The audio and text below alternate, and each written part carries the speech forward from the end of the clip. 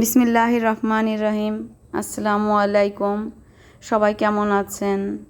আজ আমি নতুন আরেকটা ব্লগ নিয়ে আপনাদের সামনে হাজির হলাম।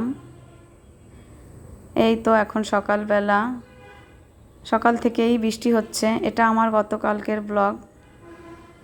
আমি একটু বারান্দায় দাঁড়িয়েছিলাম, তারপর আমি যাব কিচেনে এসে আমি থালা বাসনগুলো ধুয়ে নিয়েছি। থালা বাসন ধোয়া হয়ে গেলে আমি চাটা করে নিয়েছি। এই তো চাটা, এখন সকালের চাটা আমি খেয়ে নিব।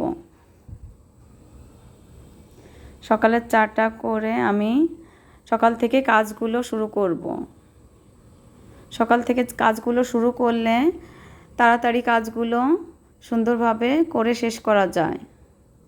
এই তো আমি ফার্নিচারগুলো মুছে নিচ্ছি। প্রতিদিন ফার্নিচারগুলো মুছলে ভালো হয়, না হলে অনেকটা ধুলো জমে যায়। এই তো ফার্নিচার মোছা হয়ে গেলে আমি ঘরটা ঝাড় দিয়ে নিয়েছিলাম। তারপর আমি ঘরটা মুছে নিচ্ছি। ঘরটা মোছা হয়ে গেলে আমি গোসলটা সেরে নিব। আমি গোসল সেরে একবারে কিচেনে চলে যাব। এই তো আমি কিচেনে চলে এসেছি। আমি আগে থেকেই আদা রসুনের খোসাটা ছাড়িয়ে নিয়েছিলাম। এটা আমি ধুয়ে নিয়েছি। তারপর এগুলো আমি বেটে নেব। বেটে আমি একবারে কিছু মশলা করে রাখবো কিছুদিনের রান্নার জন্য। এই তো মশলাগুলো বাটা হয়ে গিয়েছে। মশলাগুলো আমি আলাদা করে বেটে একটা বক্সে তুলে নিয়েছি। এটা আমি ডিপে রেখে দেব। এই তো মশলা তৈরি করা হলে আমি দুপুরে রান্না শুরু করে দিয়েছি। আমি আজ পটল ভাজি করব এবং দেশি মোরগ রান্না করব। এই তো পটলটা ভাজা হয়ে গেল। তারপর আমি মোরগের গোশটাও রান্না করে নিয়েছিলাম। সেটা আর আপনাদের দেখানো হয়নি। আমি খাবারটা পরিবেশন করেছি।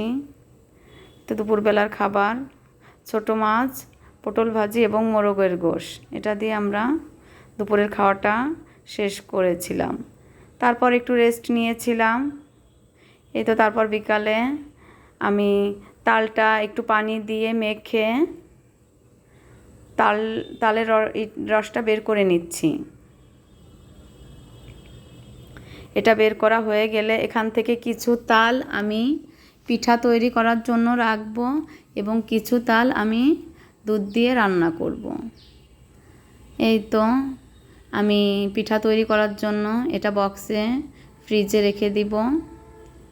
যখন পিঠা তৈরি করি তখন আপনাদের সঙ্গে শেয়ার করব। এটা আমি এখন তাল রান্না শুরু করলাম। এটার ভিতর একবারে পরিমাণ মতো চিনি, দুধ এবং কিছু এলাচ দারচিনি দিয়ে জাল বসিয়ে দিয়েছিলাম। তারপর আমি একটু নুডলস রান্না করব সন্ধ্যার নাস্তার জন্য। তো একটু সবজি কেটে নিচ্ছি। এখানে কিছু আলু, গাজর, বরবটি এগুলো কেটে নিচ্ছি। এই তো তারপর আমি নুডলসটা রান্না করলাম। নুডলসটা রান্না হয়ে গেলে আমি একটু চা করে নিলাম। এই তো নুডলস আর চা দিয়ে সন্ধ্যায় নাস্তা করলাম। আমার রেসিপিটা নুডলসটা যদি ভালো লাগে আমি একটা রেসিপি শেয়ার করব, সেটা আপনারা ফলো করতে পারেন। আর আমার ব্লগটা ভালো লাগলে লাইক, শেয়ার এবং সাবস্ক্রাইব করবেন। আল্লাহ হাফেজ।